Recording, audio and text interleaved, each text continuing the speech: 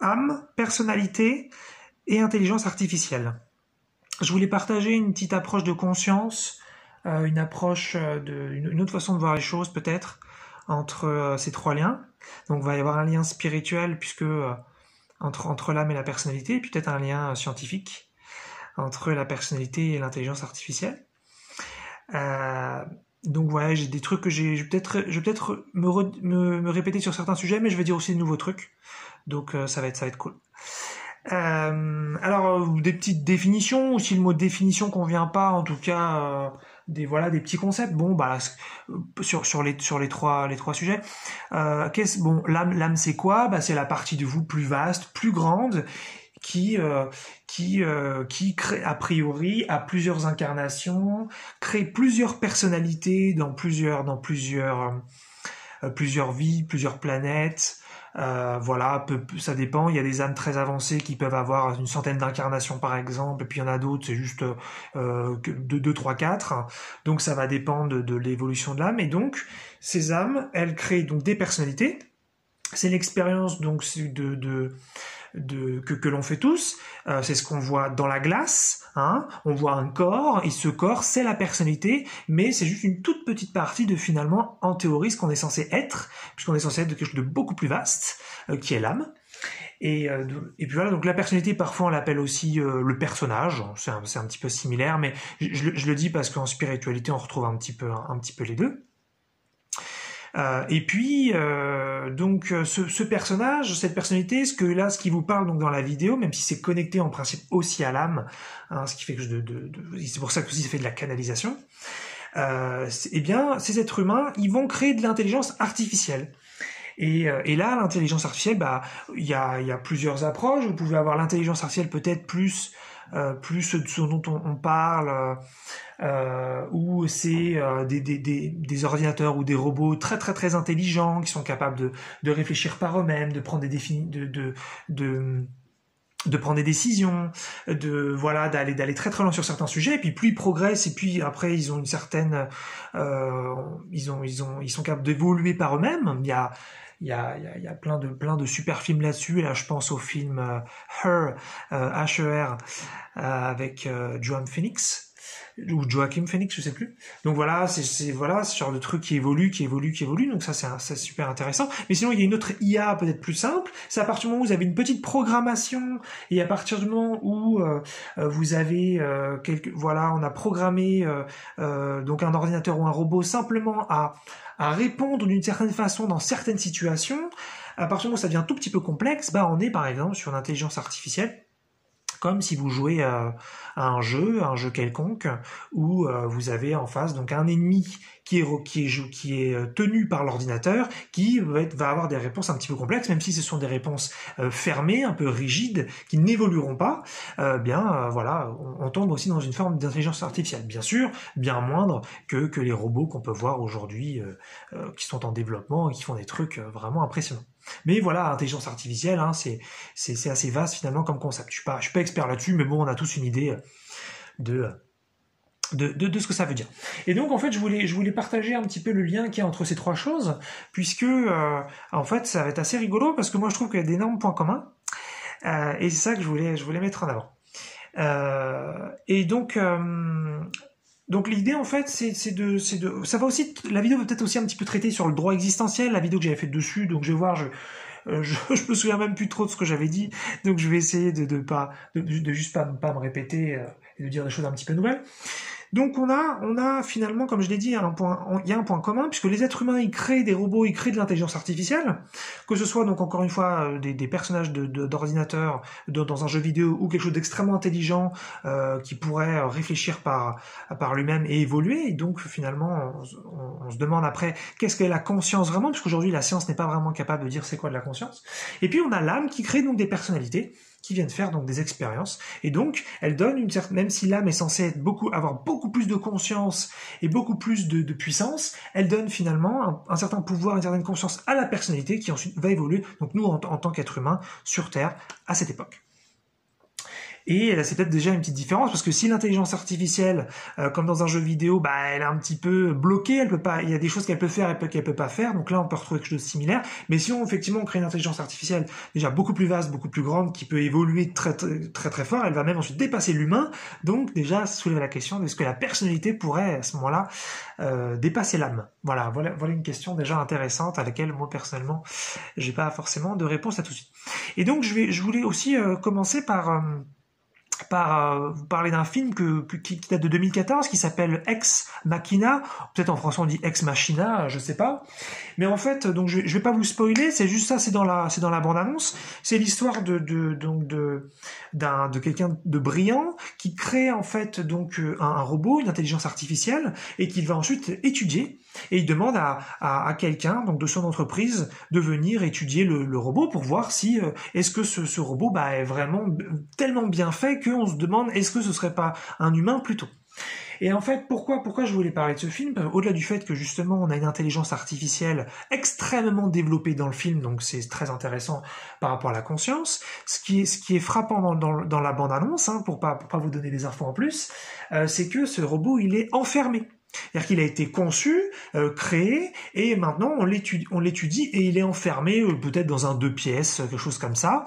Et donc on l'étudie à travers une vitre et on regarde ses comportements, on lui pose des questions, on interagit avec. Voilà, ça normalement c'est dans la bande-annonce tout ça. Et donc déjà ça soulève une première question, c'est où est quelle est la corrélation entre conscience et considération, ou conscience donc et droit existentiel. Est-ce que maintenant qu'on a créé nous-mêmes une intelligence artificielle, quelque chose d'extrêmement développé, qui est capable donc de penser et qui est capable d'être sensible, donc a-t-on le droit de l'enfermer et de lui faire ce qu'on veut sous prétexte qu'on l'a créé et que finalement c'est quelque chose de fictif, de faux, d'inventé? Est-ce que finalement la programmation, au sens le code, moi je connais pas plus que ça comment on fait du code en informatique, mais c'est là que part l'intelligence artificielle. Est-ce que sous prétexte que ce serait du code, ce serait de la programmation, tout ça serait prévu à l'avance? Est-ce qu'on a le droit d'enfermer cet être que l'on a créé nous-mêmes et de lui faire tout ce qu'on veut? C'est une question vachement importante. Je pense déjà qu'il y a plein déjà de scientifiques et de gens qui s'intéressent à ça, qui posent ce genre de questions. Et moi, justement, je vais faire le lien derrière avec la spiritualité et l'âme, puisque c'est un petit peu la même idée. Sous prétexte qu'on ait créé quelque chose nous-mêmes et que c'est fictif, et que donc c'est très intelligent, mais ça vient de nous, est-ce qu'on peut en faire ce qu'on veut derrière? C'est un petit peu aussi la question des enfants, ça pourrait être, je suis une femme, j'enfante d'un bébé, eh bien, ce bébé vient de moi, est-ce que je peux lui faire ce qu'on veut? Et là, déjà, on a tous la réponse, bien sûr que non, il y a des lois, il y a une morale, on peut pas lui faire ce qu'on veut. Mais on pourrait se poser la question d'un point de vue peut-être plus ancien, où les droits de l'homme ou les droits des enfants n'existaient pas trop, et on pourrait se dire attends, c'est moi qui ai fait cet enfant, il sort de mon ventre, je peux lui faire ce que je veux, j'ai le droit de vie et de mort dessus, j'ai le droit de bien-être et de mal-être dessus, je fais un peu ce que je veux. Donc ça c'est un petit peu la question de la conscience. Et donc, je vais parler un petit peu plus de la conscience. Souvent, on pense que, on dit qu'il y a les êtres qui sont sentients, et puis donc les êtres non sentients. Et souvent, ça va faire partie du combat d'ailleurs vegan, où on va dire, faut surtout pas traiter les animaux de cette façon-là, faut pas les manger, il faut pas les torturer, il faut pas faire tout ça, parce qu'ils ont de la conscience, ils ont une sensibilité, et donc c'est monstrueux, meurtrier, criminel, cruel de les traiter de cette façon-là. Mais en revanche, par exemple, les végétaux, donc d'après les véganes, ils ne sont pas sentients et on peut donc leur faire ce qu'on veut. Il y a pas de souci. Et donc là, moi, ça c'est quelque chose qui me perturbe beaucoup dans le combat des véganes, que d'ailleurs je respecte, il y a aucun souci. Mais ça m'a toujours vachement dérangé, même si bien sûr ils sont emmerdés avec ça parce que eux ils veulent pas être contre les végétaux, ils veulent simplement être pour les animaux. Donc c'est vrai que ça les emmerde un peu parce qu'on les emmène sur un sujet qui n'était pas le leur. Donc effectivement, c'est les prendre un petit peu à mal alors que c'est pas du tout l'objectif. Mais donc je cherche pas du tout à descendre le combat vegan, absolument pas. Mais je vais juste mettre une petite sensibilité sur donc ce qu'on appelle la conscience. En spiritualité, donc là on n'est pas en science, mais même en science de toute façon on n'arrive pas à définir ce qui est conscient, on ne sait pas le faire de toute façon aujourd'hui. En spiritualité, c'est pas compliqué, une particule a de la conscience. À partir du moment où il y a un mouvement aléatoire, à partir du moment où la chose existe et fait partie du tout, fait partie de tout ce qui est, fait partie du divin, elle est douée de conscience. Maintenant, il y a conscience et conscience. La lampe qui est derrière moi, donc par rapport à ce que je viens de dire, est donc faite d'atomes, et donc elle est faite de conscience. Il y a du mouvement dedans, et il y a donc de la... Si on pouvait regarder ça à un niveau donc microscopique ou de l'infiniment petit, on verrait que ça bouge, que ça évolue, ça vit. Ce n'est pas un fixe, même si là, dans la vidéo, on a l'impression que ça bouge pas et qu'il se passe rien. À un niveau très petit, il se passe quelque chose. Et ça, c'est une autre définition de la vie qu'on retrouve en spiritualité. Nous, en science, on a voulu dire que ce qui était vivant, c'était ce qui était organique. Et le reste, c'est mécanique, c'est mort. Eh bien, en spiritualité, on se rend compte que tout est vivant. C'est juste que c'est une vie différente. Il peut y avoir de la vie organique, comme là, Eric qui est en train de vous parler. Et puis, il peut y avoir donc de la vie non organique, plus mécanique, comme dans la lampe. Et donc en spiritualité, on voit qu'une particule, un atome, ça a de la conscience. Maintenant, il y a conscience et conscience. Il y a la conscience là d'Eric qui vous parle et qui est capable de réfléchir, de prendre des décisions, aussi qui est douée d'émotions. Et effectivement, on peut tout à fait se mettre d'accord a priori que la lampe ne peut pas réfléchir, n'est pas douée d'émotions. Et donc là, on a bien sûr une différence de conscience énorme. Mais de la même façon que à ce moment-là, si on prend donc un animal quelconque et un humain, eh bien, il y a plus de conscience a priori chez l'humain que chez l'animal, puisque l'animal, même est-ce qu'il est capable vraiment de réfléchir, ou peut-être qu'il est capable de prendre des décisions très petites, et puis oui, c'est certain qu'il a en revanche des émotions, mais peut-être qu'il a des émotions moins développées que l'humain, voilà. Donc, dans tous les cas, on voit que donc il y a de la conscience, mais ce sont bien sûr des différences de conscience, ce qui ne veut pas dire après que ce qui a moins de conscience mérite moins de respect. Mais ça devient compliqué, puisque de toute façon, tout le monde a priori dans notre société, même si donc là il y a un essor vis-à-vis des animaux, il y en a plein qui vont dire, par exemple, la lampe, on n'en a rien à foutre, on peut la détruire, on peut lui faire tout le mal qu'on veut, puisque de toute façon elle ne souffre pas, elle n'a pas de conscience. Ça va être un petit peu le discours qu'il va y avoir. Et donc par rapport aux végétaux, là on est sur de l'organique, mais on considère que comme que c'est pas sentient. Et il y a un livre qui, je crois, s'appelle L'intelligence émotionnelle des plantes, de Clive Baxter, qui est génial, qui est d'ailleurs assez vieux, et qui avait fait plein d'expériences scientifiques sur les plantes, qui montraient que, au contraire, il y avait des émotions et il y avait des réactions, voire des décisions. C'est vraiment un livre que je vous conseille. Il est franchement fabuleux. On se rend compte que si on cherche à faire du mal à une plante, mais qu'on s'arrête juste avant de lui faire du mal, donc par exemple dans le bouquin, à un moment donné, ils allument une allumette et ils l'approchent de la plante, et en mesurant l'électricité de la plante, ou le EG, je sais plus trop, eh bien ils vont voir qu'il y a une réaction. C'est-à-dire qu'il y a un phénomène de télépsychie, de télépathie entre la volonté de faire du mal et le stress de la plante. Donc ça communique, il y a des émotions, il se passe quelque chose dans la plante. Donc on ne peut pas dire, selon moi bien sûr, sans vouloir imposer quoi que ce soit comme point de vue, on ne peut pas dire qu'une plante n'est pas sentiente, n'a pas en tout cas de sensibilité au minimum. Après, de là effectivement à dire qu'elle est capable de réfléchir comme un animal, sans doute que non. Elle a moins de conscience, elle a moins de sensibilité, mais elle en a quand même. Donc, après on va dire, ah ben d'accord, c'est seulement ce qui est vivant, et comme je l'ai dit a priori, c'est tout ce qui est particules, tout ce qui est atome, tout ce qui est molécule, a de la conscience, simplement une sensibilité différente. Et donc, à partir de là, ça nous emmène sur les personnages de fiction. Puisque tout a de la conscience, et que voilà, j'ai parlé d'intelligence artificielle, dans ce film Ex Machina, cet être qui est, semble-t-il, extrêmement doué de conscience et doué d'émotion, puisque ça a été programmé tel quel. Mais nous aussi, en tant que, de toute façon, personnalité, on a été quelque part un petit peu créé par l'âme, donc ça soulève la question du même principe de conscience, de programmation. Si on prend maintenant les personnages de fiction, donc qu'est-ce que j'entends par personnage de fiction? Ça pourrait être un personnage de dessin animé, ça pourrait être donc un personnage de jeu vidéo, ça pourrait être un personnage de roman. Voilà, mais par exemple, ça pourrait pas être par exemple dans ce que je veux dire, un personnage de film, par exemple, les acteurs dans Ex Machina. parce que quelque chose que je vous dis si vous le saviez pas, mais ce qui se passe en fait quand on est un bon acteur, en fait il y a deux façons d'être un acteur. Soit on essaye de se mettre un petit peu de trucs, de comportements, de répéter des trucs, bon, et on devient une sorte voilà, d'imitateur un petit peu, ou alors on fait de la canalisation. Et c'est ce que font les bons acteurs, sans vouloir abîmer les autres acteurs bien sûr, mais ce que font les bons acteurs, ils canalisent en fin de compte le personnage qu'ils deviennent.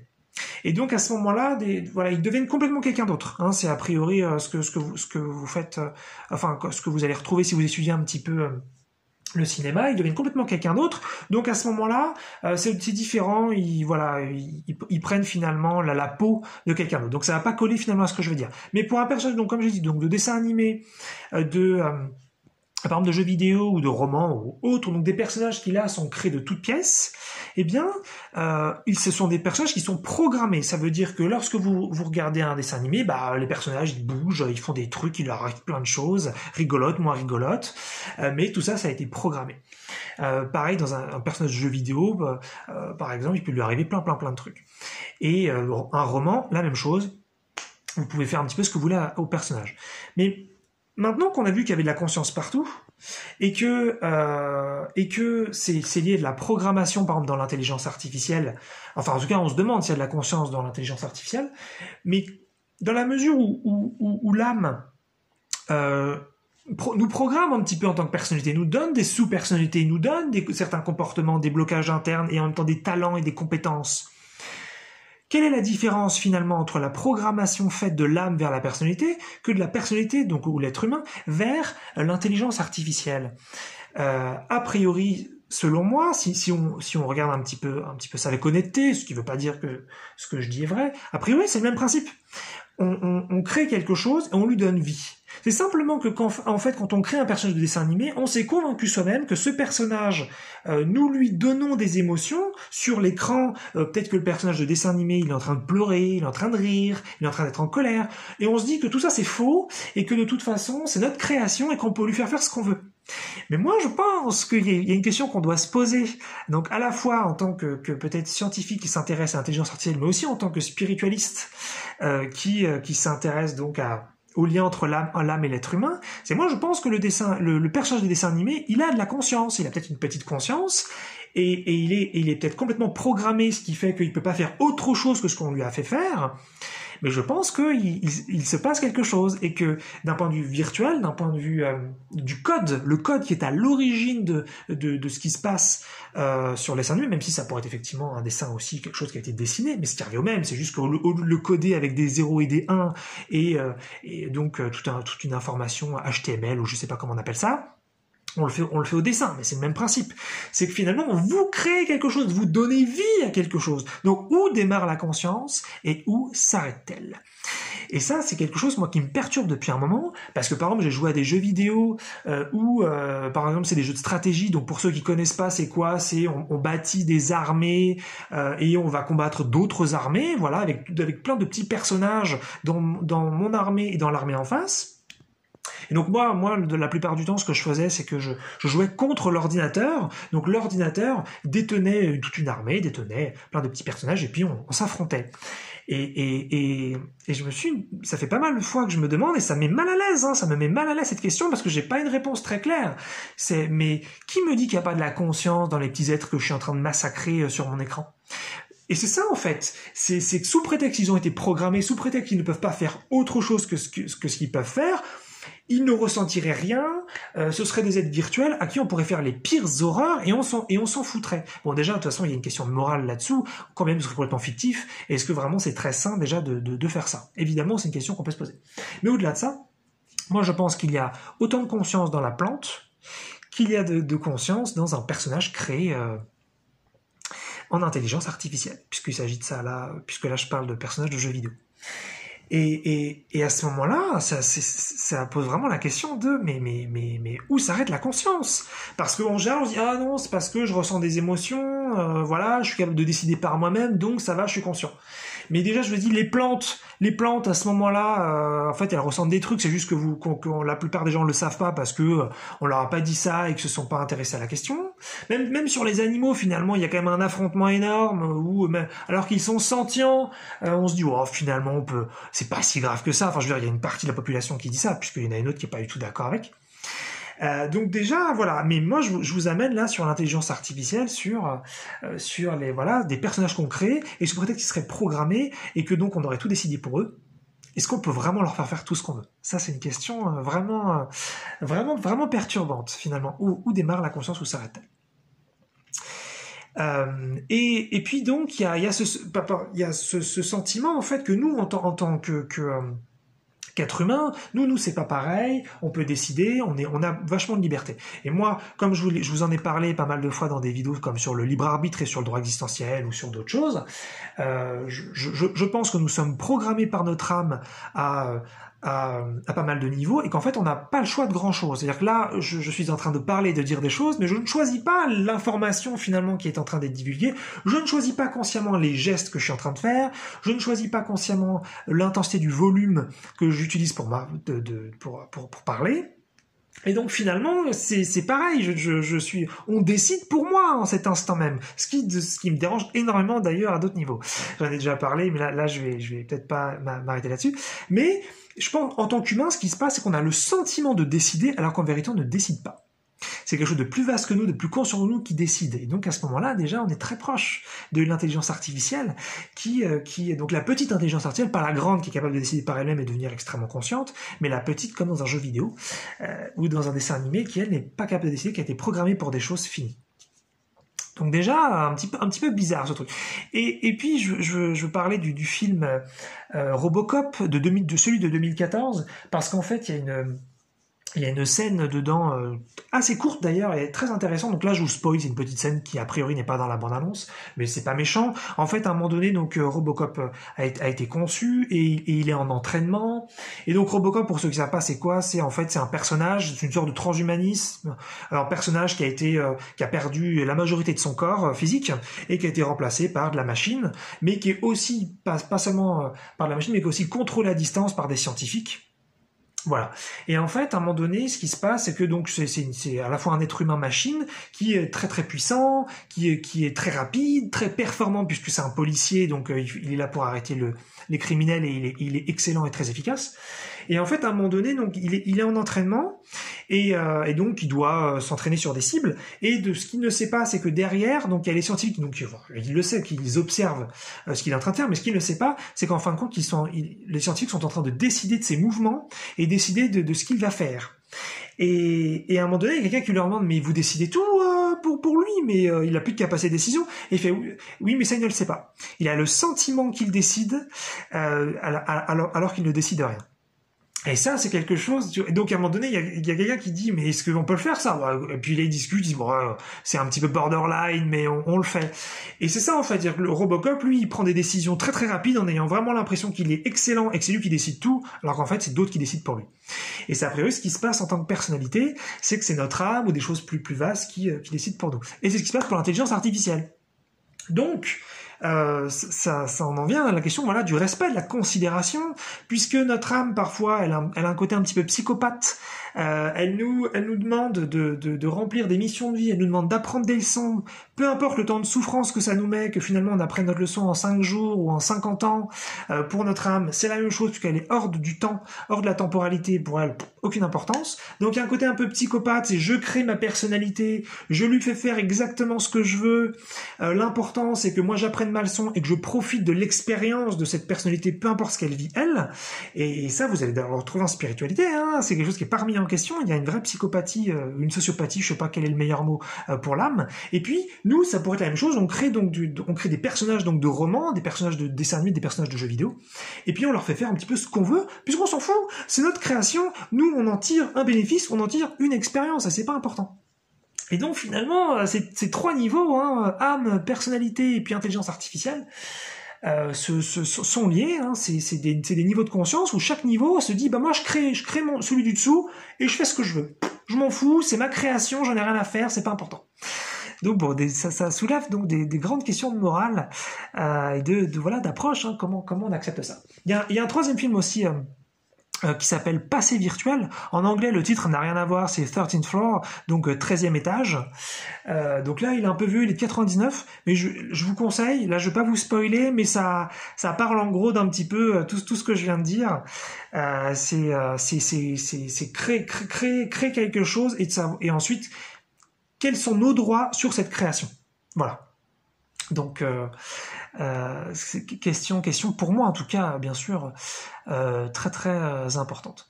Donc voilà, on arrive au bout. Hein. J'ai dit un petit peu tout ce que je voulais dire sur les différents niveaux de création, les différents niveaux de conscience, le droit existentiel, et puis donc à la fois et quelle est la conscience de la lampe. Quelle est la conscience du personnage de jeu vidéo ou du personnage de dessin animé ou un personnage de fiction quelconque, ou même imaginez une affiche dans la rue. Une affiche dans la rue où vous avez donc un personnage dans une position fixe. Peut-être c'est un personnage qui souffre, admettons, hein, ou un personnage qui est dans une position un petit peu particulière. Et voilà, et sous prétexte que c'est quelque chose qui ne serait pas conscient selon nos critères de conscience, selon notre définition, on peut leur faire ce qu'on veut. Donc voilà, j'ai élargi, je crois, grandement la question que se posent pas mal de gens sur la conscience, comme dans Ex Machina, sur peut-on faire ce qu'on veut finalement à cet être. Dans le film Ex Machina, c'est ce robot extrêmement intelligent, extrêmement sensible. Justement, est-ce que cette programmation, ce n'est pas aussi ça la conscience, ce n'est pas aussi ça être sentient? Et aussi finalement pour les toutes petites choses de tous les jours, où ça s'arrête, où ça commence.